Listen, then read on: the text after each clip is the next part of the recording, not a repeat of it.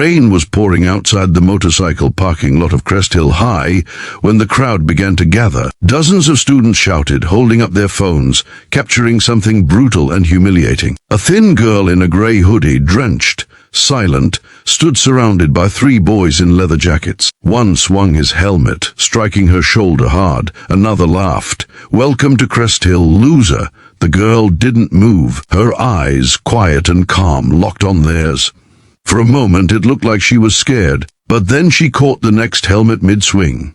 And in that frozen second, the laughter stopped. No one knew. The new girl wasn't just any transfer student. She was trained, in a place where fear was turned into focus. And silence meant power. Lina Walker arrived at Crest Hill High halfway through the semester. She was small, barely spoke, and kept her head down. The kind of girl people noticed only when they wanted to laugh at someone. She wore the same faded sneakers every day and carried an old backpack stitched at the corner. Her clothes were simple, but her eyes, calm and observant, gave her away. There was something behind them, a depth no one understood. On her first day, she sat alone in the cafeteria. The noise around her was deafening. Laughter, music, gossip. She opened her lunchbox quietly, only to find ketchup spilled across her sandwich. She sighed, wiped it, and continued eating without complaint. That was the moment some of the bike crew, seniors who ruled the school parking lot, took notice. Jake, the loudest of them, leaned over his friends. "Hey, check out the new girl, looks like she's eating roadkill." They burst into laughter. One threw a crumpled napkin at her. It hit her tray, but Lina didn't react. She just cleaned up quietly. That calmness irritated them. Bullies feed on fear, not silence. After lunch, in the hallway, Jake blocked her way. "Hey, new girl. You deaf or just rude?"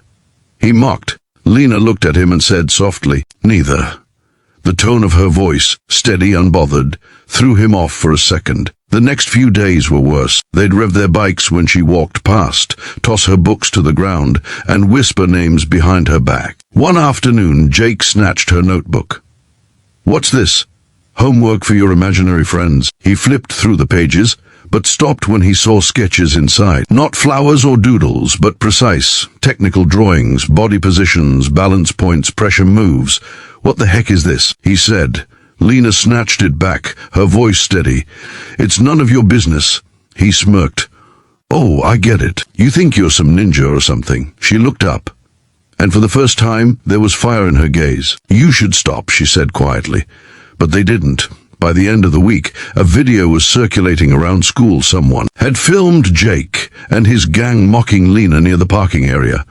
The comments online were cruel. "She doesn't even fight back." Pathetic. She saw the video that night, closed her laptop, and whispered to herself, "They'll never understand what restraint means." Lina lived with her uncle, a retired defense instructor. Her parents had died in a car accident when she was 12, and since then she, detrained in martial arts, not for fighting, but for discipline and protection. Her uncle's words echoed in her mind. Power isn't about hurting, it's about knowing when not to. The next morning she arrived early.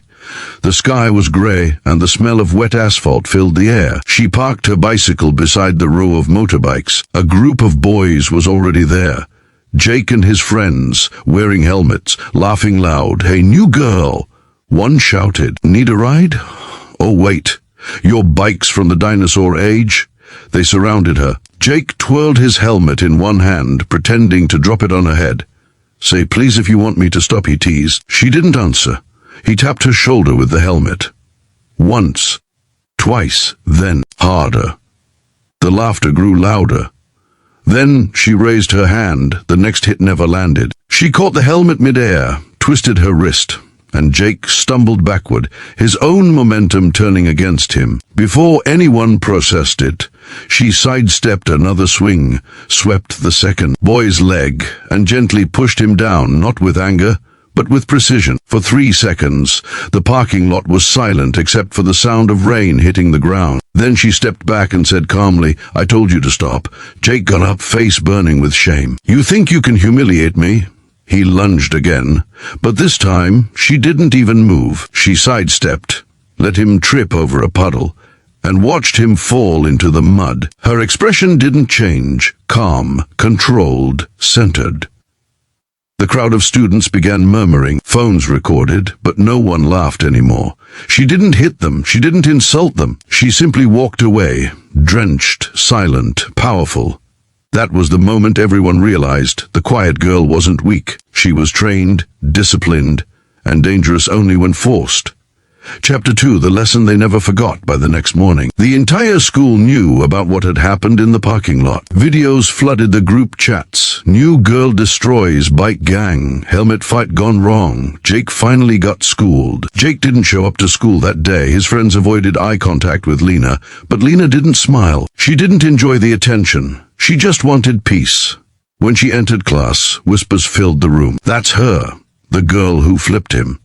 She sat in the back quietly, trying to focus on the board. But after class, the guidance counselor called her in. Lina, said Miss Harper gently, I saw the video. I know you didn't start it, but are you okay? Lina nodded. I didn't want to fight. They left me no choice.